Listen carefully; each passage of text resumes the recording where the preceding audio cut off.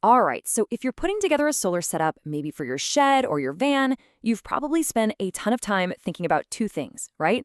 The big, shiny solar panel and that heavy, expensive battery. But what if I told you there's this small, pretty cheap little box that goes in the middle, and it's actually the most important part of the whole system? Yeah, it's the unsung hero that keeps you from making a really, really costly mistake. Today, we're going to get to know the solar charge controller. Now, before we really get into it, we need to talk about the problem this little hero solves. There's a hidden danger in pretty much every new solar setup, a super common and very expensive mistake that so many beginners make, and honestly, they make it because it seems like the most logical thing to do.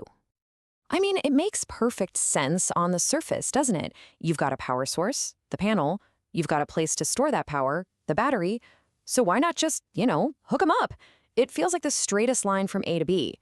But this is exactly where things can go wrong. And here is why that is just a terrible idea. A solar panel doesn't have an off switch. As long as the sun is out, it is just pushing out power nonstop. Connecting that straight to a battery is like trying to fill a small glass of water with a fire hose that you can't turn off. You're going to overfill it, you're going to make a huge mess, and eventually that glass is going to break. And in this case, that glass is your very expensive battery, overcharged, damaged, and possibly completely destroyed. So how do we prevent that disaster? Well, we introduce a hero into our story. We give our system a smart brain that knows exactly how to handle all that raw power. And that brain is the solar charge controller. The easiest way to think about it is like a traffic cop for your solar energy. It stands right in between the panel and the battery, and it directs the flow of electricity.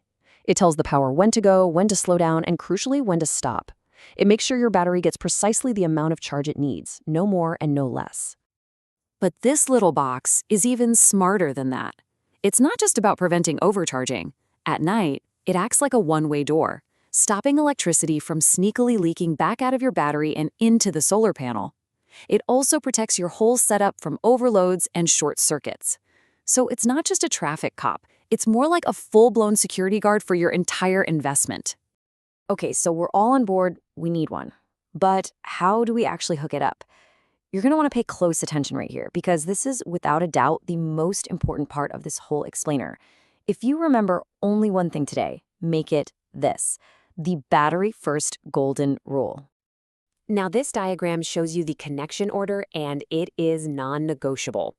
It looks really simple, and it is, but only if you follow the steps in the exact right sequence. So let's break it down right now. Here is exactly how you do it. Step 1, and I cannot stress this enough, connect the battery to the controller first. Always. Why? Because the controller needs to wake up and see what kind of system it's working with. Is it a 12-volt system? A 24-volt? It gets that critical information from the battery. Only after it knows that, you move to step 2, which is connecting your solar panels. And then finally, for step 3, you connect your load. That's your lights, a fan, whatever you're trying to power.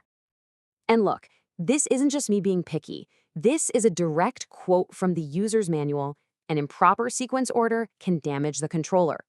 Think about it. If you connect the solar panel first, you're sending a blast of unregulated power into a device that isn't even awake yet. You can literally fry its brain before it even has a chance to work. So one more time, what's the rule? Battery first. Awesome. So you've followed the golden rule, you've got your system set up safely, and you have a happy little DC light bulb glowing away. That's fantastic. But what if you want to power something a little more interesting? I mean, that DC light is great, but what about your laptop, your phone charger, maybe a small coffee maker?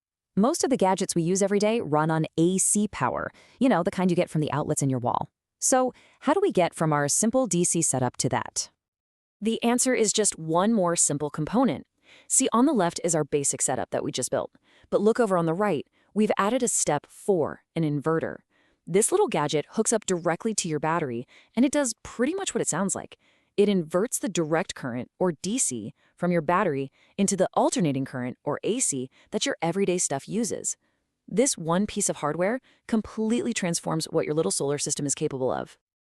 Okay, so your system is wired up, it's versatile, but what in the world is that little screen on the controller trying to tell you? I know, it can look a little cryptic with all the icons and numbers, but trust me, it's just a simple, real-time health report for your system. Let's decode it. When you first open up the user manual, you see this diagram, right? It's just full of icons and menus and modes. It looks pretty intimidating, but I've got good news. You can basically ignore almost all of it for day-to-day use. You only need to understand 3 key icons to know exactly what's going on. Here we go. It's this simple. If you see the little sun icon flashing, it just means your panel is soaking up sun and actively charging your battery. Easy enough? The battery icon? Well, it's just like the one on your phone. It shows you how much juice you've got. And the light bulb icon? If it's on, that means power is successfully flowing out to your devices. And that's it. Sun, battery, bulb. With those 3 little pictures, you can check the health of your entire system in about 2 seconds. So let's just quickly recap the big stuff. Your charge controller isn't just some optional accessory, it is the brain that protects your whole investment. The golden rule, which you're never ever going to forget, is to connect the battery first. If you want to power your normal, everyday gadgets, an inverter is the key that unlocks that ability. And finally, that little screen isn't scary at all. It's just your friendly dashboard for your system.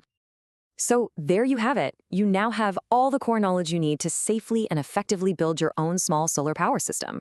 You understand the unsung hero that really makes it all tick. So the only question left is, now that you're in control of all this free, clean energy, what amazing thing are you going to power next?